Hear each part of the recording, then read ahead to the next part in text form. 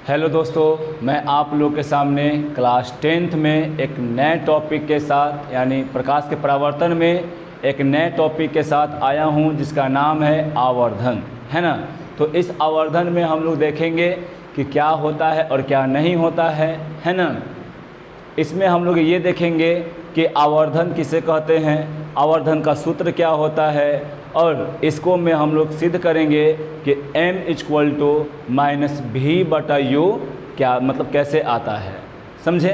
तो इसको चलिए हम लोग अब शुरू करते हैं। तो हम लोग जानते हैं कि प्रतिबिंब आवर्धन किसे कहते हैं। तो आवर्धन के लिए हम लोग जानते हैं क्या कि प्रतिबिंब की ऊंचाई और वस्तु की ऊंचाई के अनुपात को हम लोग क्या कहते हैं, प्रतिबिंब कहते हैं। तो यहाँ पर हम लोग लिखेंगे डिफिनीशन में कि वस्तु की ऊंचाई प्रतिबिंब की ऊंचाई प्रतिबिंब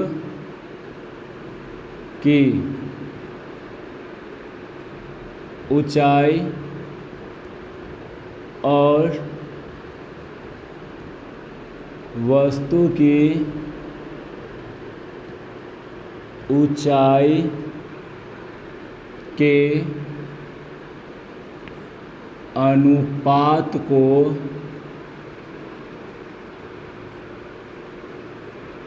आवर्धन कहते हैं। यानी हम क्या लिखे कि वस्तु की ऊंचाई यानी प्रतिबिंब की ऊंचाई और वस्तु की ऊंचाई के अनुपात को हम लोग क्या कहते हैं, आवर्धन कहते हैं। आवर्धन को हम लोग क्या करते हैं, आवर्धन को हम लोग m से सूचित करते हैं, समझे ना। आवर्धन को हम लोग क्या करते हैं, m से सूचित करते हैं, m से।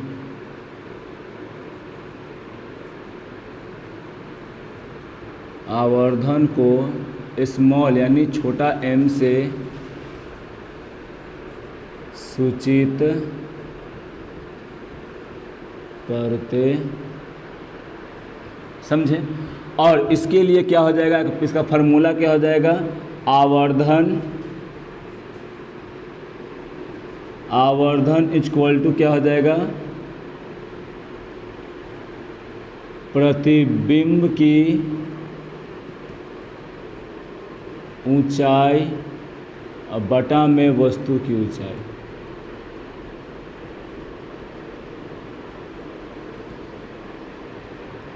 तो हम लोग यहाँ पर क्या देख रहे हैं कि प्रतिबिंब यानी आवर्धन किसे कहते हैं। तो आवर्धन जो है वो प्रतिबिंब की ऊंचाई और बटा में क्या होगा, अनुपात के प्रतिबिंब की ऊंचाई और वस्तु की ऊंचाई के अनुपात को हम लोग क्या कहते हैं, आवर्धन कहते हैं।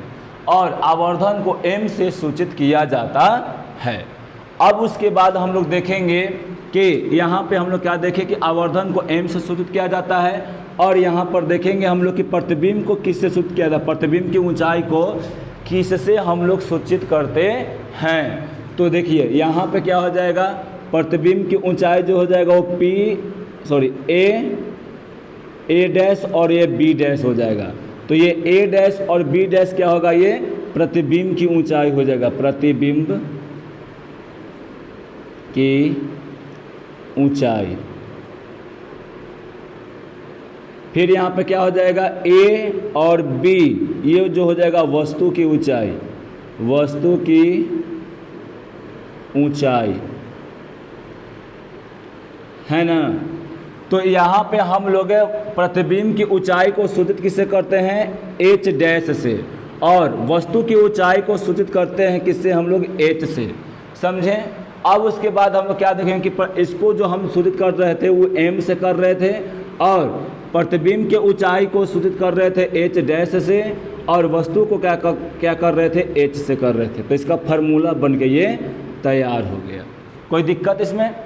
अब हम लोग आगे चलेंगे कि m=-v/u को कैसे हम लोग सिद्ध करते हैं, समझे ना, कैसे हम लोग प्रूफ करते हैं, इसके ऊपर हम लोग अभी चलेंगे, समझे। अब यहाँ पे हम लोग क्या कर रहे हैं कि इसको मिटार कर हम लोग अभी इसको सिद्ध करना शुरू करेंगे। तो इसको सिद्ध करने के लिए पहले हम यहाँ पे इसका फार्मूला लिख रहे हैं कि m में क्या हो जाएगा, -v/v में क्या हो जाएगा, u हो जाएगा। है ना, है। तो इसको हम लोग क्या करते हैं, सूचित करना, मतलब इसको हम लोग को सिद्ध करना है, समझें। इसको सिद्ध करने के लिए हम लोग क्या करेंगे कि पहले यहाँ पर लिख लेंगे क्या, कि देखिए यहाँ से पी ए जो होगा ये क्या हो जाएगा, पी ए जो है वो पी ए, ये पी ए क्या हो जाएगा, ये वस्तु की मतलब दूरी हो जाएगा, वस्तु की दूरी। वस्तु की दूरी को हम लोग u से सूचित करते हैं। और ये P और A dash, P A dash, ये P A डैश क्या हो जाएगा, प्रतिबिंब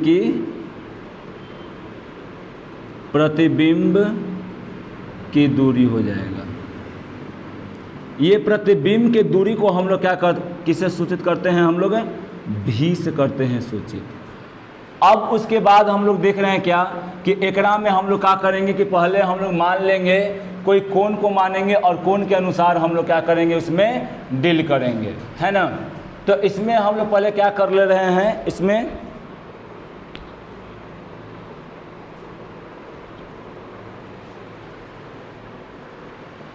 इसमें एक और थोड़ा सा मिस्टेक हो गया है। क्या मिस्टेक हो गया इसमें, तो इसमें ये ऐसे भी जा सकता है और ये किरण जो है ना, ये किरण यहाँ से ऐसे भी जा सकता है, वहाँ से भी जाएगा, और ये किरण ऐसे भी निकल के यहाँ से सीधे जाएगा ध्रुव पे, और ध्रुव से ऐसे होके कहाँ पे जाएगा, ये यहाँ पे जाके ऐसे मिल जाएगा।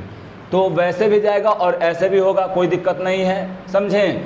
तो ये किरण जो निकलेगा, और इससे हम लोग इसको क्यों बनाए, इसको इसलिए बनाए कि हमको ये जाके सिद्ध हो जाए, है ना।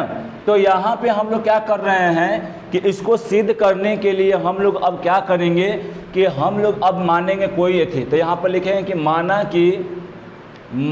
कि क्या, पहले प्रतिबिंब की ऊंचाई होगा, है ना, प्रतिबिंब की ऊंचाई होगा। तो प्रतिबिंब की ऊंचाई के लिए हम लोग क्या लिख लेंगे, पहले यहाँ पर एक सेकेंड, यहाँ पे हम उस फार्मूला को नोट कर लेते हैं।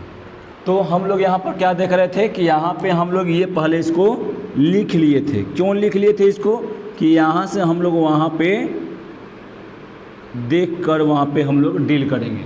तो यहाँ पर हम लोग पहले क्या लिख लेते हैं कि माना कि ए बी सी, है ना, माना कि A B C, A dash B dash और क्या पी, सी नहीं पी लिखेंगे, पी, ये पूरा कोण ले रहे हैं, ये पूरा, ये जो है ये पूरा ले रहे हैं हम लोग, ये पूरा, समझें। तो ये माना कि हम लोग क्या लिखे, यहाँ पे ये लिख लिए, और यहाँ पर और लिखेंगे कि और क्या लिखेंगे कि ए बी और पी क्या है, समरूप है, कौन समरूप है। देखिए क्यों माने, क्योंकि इसका एंगल ये कितना है 90 है, इसका एंगल ये वाला कितना है 45 है, और ये वाला क्या है 45 है। जितना ये होगा उतना ही ये होगा, और जितना ये वाला होगा उतना ये वाला हो जाएगा, तो ये 45 हो जाएगा और ये 90 हो गया। तो यानी ये सब क्या है, एक दूसरे के समरूप है, और समरूप होने के कारण क्या होगा यहाँ पे कि हम लोग देखेंगे क्या कि ये मतलब हम लोग ऐसे लिख लेते हैं, समझे ना। तो हम लोग क्या लिखते हैं, प्रतिबिंब की ऊंचाई से पहले इसका लंब लिखेंगे, तो इसका भी लिखेंगे ए डैश और बी डैश लिखेंगे, समझें। फिर इसका लिख लें कि ए और बी डैश लिखेंगे, समझे ना। और फिर क्या लिखेंगे इसमें हम लोग क्या लिखेंगे कि यहाँ से इसका दूरी यानी इसका आधार बटा में इसका आधार, तो इसका आधार हम लिखेंगे ए डैश और बी डैश, ए डैश और पी। इसका लिखेंगे ए और पी लिखेंगे। ये हो गया हमारा। हम लोग यहाँ पर लिखेंगे अब क्या, इसको समीकरण 1 मान लेते हैं। तो लिखेंगे समीकरण 1 में चिन्ह परिपाटी के अनुसार, चिन्ह परिपाटी के अनुसार मान रखने पर चिन्ह परिपाटी में हम लोग क्या जानते हैं, चिन्ह परिपाटी ऐसे होता है, एक में जो ऊपर वाला होता है वो प्लस में, इधर वाला जो होता है वो माइनस में, इधर वाला जो होता है वो प्लस में, और नीचे वाला जो होता है वो माइनस में होता है।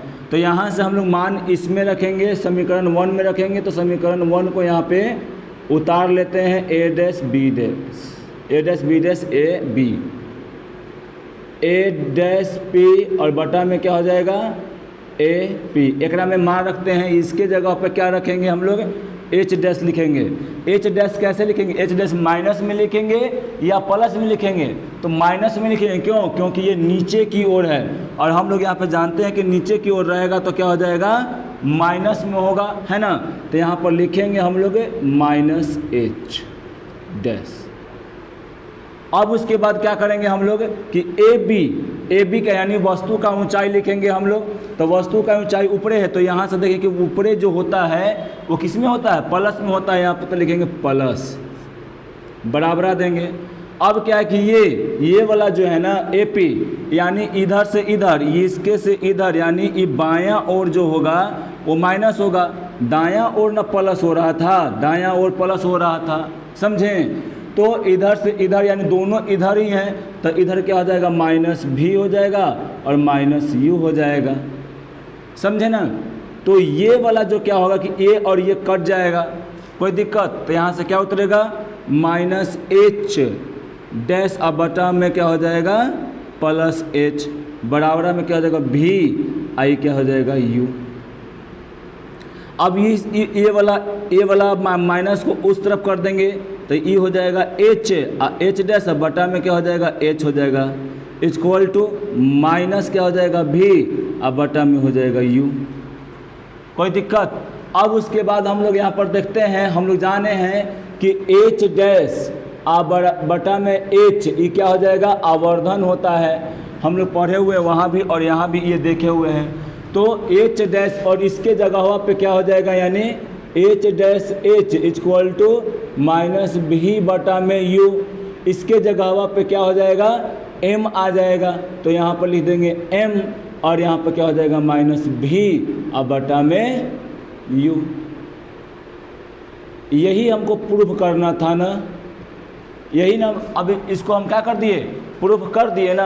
अब ये क्या हो, प्रूफ हो गया, और ये प्रूफ हो गया, और यही क्या होता है, आवर्धन का ये भी सूत्र होता है, समझे।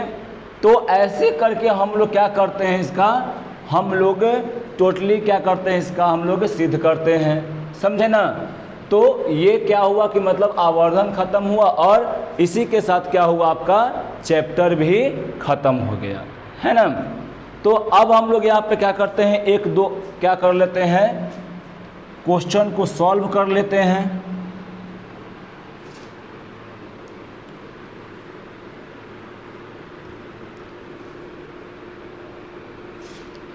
इस अध्याय में हम लोगों को अगर कोई क्वेश्चन सॉल्व करना होगा तो उससे पहले हम लोग क्या करेंगे, ये 4-5 मतलब 3 से 4 मतलब है फार्मूला को हम लोग याद रखेंगे, और जब याद रखेंगे तो क्या हो जाएगा, वो आसानी से हमको हर एक मतलब न्यूमेरिकल इसमें क्या होगा, बन के रेडी हो जाएगा। तो पहला कौन, F is equal to R by 2, दूसरा का कौन 1 by F is equal to 1 by V U, और प्लस में क्या हो जाएगा 1 बटा भी, ये वाला। और एक हो जाएगा M is equal to H dash बटा में एच, ये वाला, और M is equal to V minus V बटा में यू। ये 4 फार्मूला आप लोग याद रखिएगा, और ये चारों फार्मूला से क्या हो जाएगा, आसानी से बन जाएगा, है ना। और उसके बाद चिन्ह परिपाटी को दम याद रखिएगा, जिससे क्या हो जाएगा कि मतलब हम लोगों को माइनस प्लस करने में बहुत आसान होगा। तो हम लोग पहले एक यहाँ पे क्वेश्चन लेते हैं।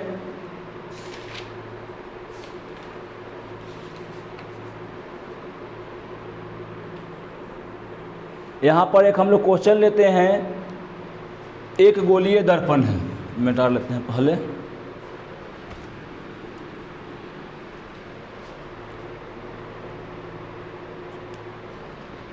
एक क्वेश्चन है कि एक गोलीय दर्पण की वक्रता त्रिज्या, वक्रता त्रिज्या कितना है? 24 सेंटीमीटर है। तो इसका क्या निकालना है हमको? तो एफ का मान यानी फोकस निकालना है। क्या निकालना है? फोकस दूरी निकालना है। फोकस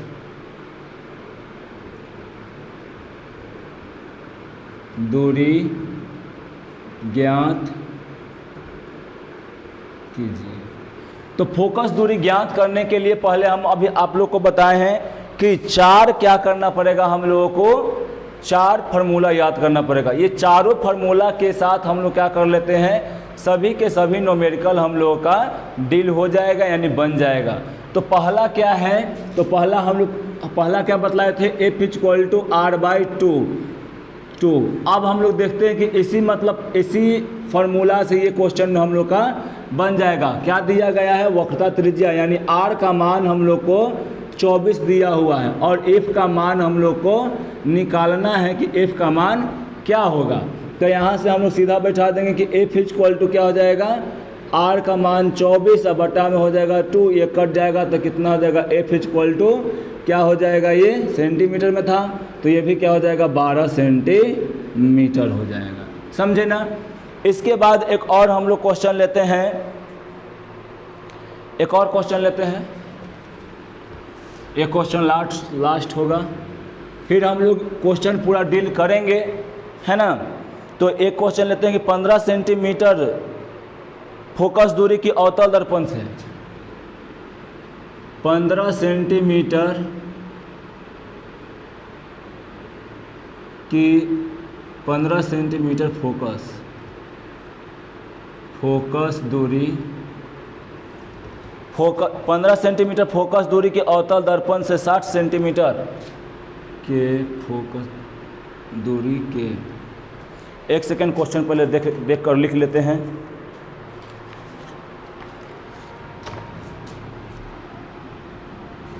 के अवतल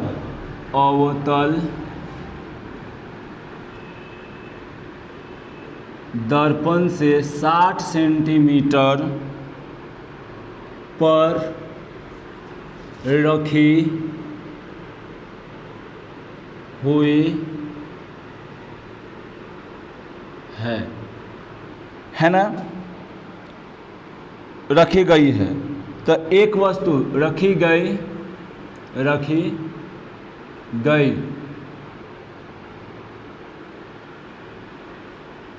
एक वस्तु के प्रतिबिंब की स्थिति पता करें, की स्थिति पता कीजिए। ये हम लोग का क्वेश्चन है एक, है ना। ये क्वेश्चन हम लोग यहाँ पे सॉल्व करेंगे। तो दिया हुआ है क्या, हम लोग पहले देखेंगे कि दिया हुआ है एफ इक्वल टू 15 सेंटीमीटर और क्या दिया हुआ है कि वस्तु का मतलब दूरी यानी क्या बोला है कि फोकस दूरी से अवतल दर्पण 60 सेंटीमीटर पर रखी गई एक वस्तु यानी u का मान दिया गया है 60 सेंटीमीटर, है ना। दर्पण कैसा है? तो अवतल है, तो अवतल होगा तो फोकस दूरी माइनस में और वस्तु भी माइनस में। निकालना क्या है हम लोगों को? v का मान निकालना है।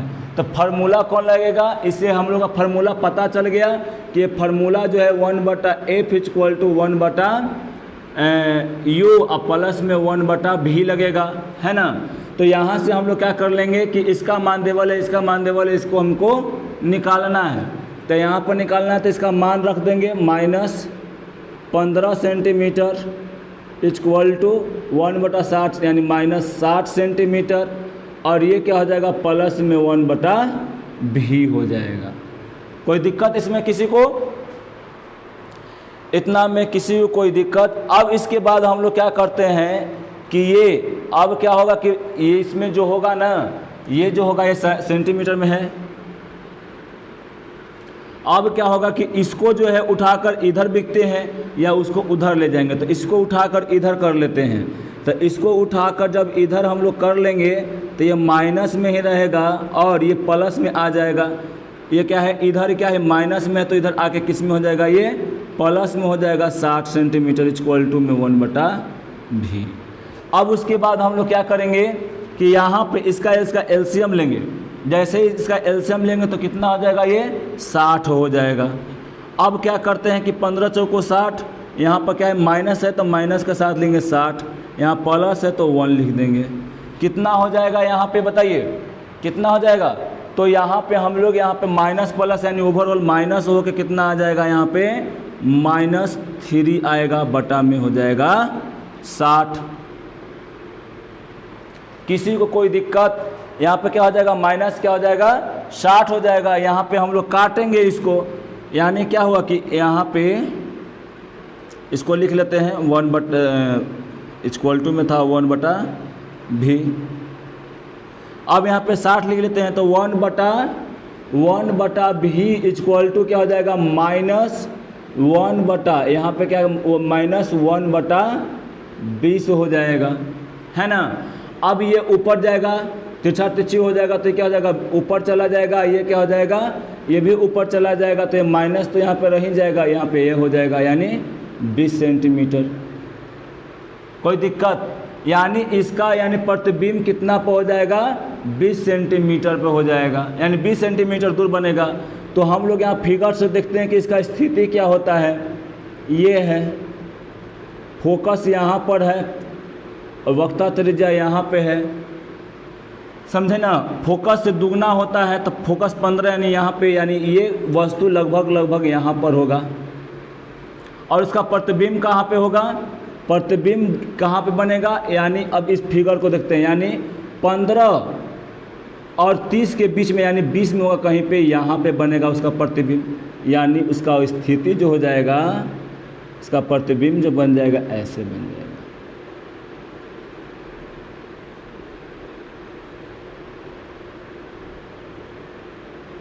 यानी 20 सेंटीमीटर दूर उसका प्रतिबिंब यहाँ पे बन जाएगा। ठीक, तो यही क्या था, इसका स्थिति था। वस्तु यहाँ पे है ए, यहाँ पर ए डैश, प्रतिबिंब यहाँ पे है, फोकस है। ठीक, तो ऐसे करके हम लोग क्या कर सकते हैं, वस्तु मतलब क्वेश्चन को डील कर सकते हैं। ठीक है, अब अगले क्लास में हम लोग नया चैप्टर के साथ आएंगे और उससे पहले क्या करेंगे, पहले इसके हर एक क्वेश्चन को हम लोग डील करेंगे, न्यूमेरिकल को बनाएंगे और बनाकर दिखाएंगे आप लोगों को। तब तक के लिए धन्यवाद।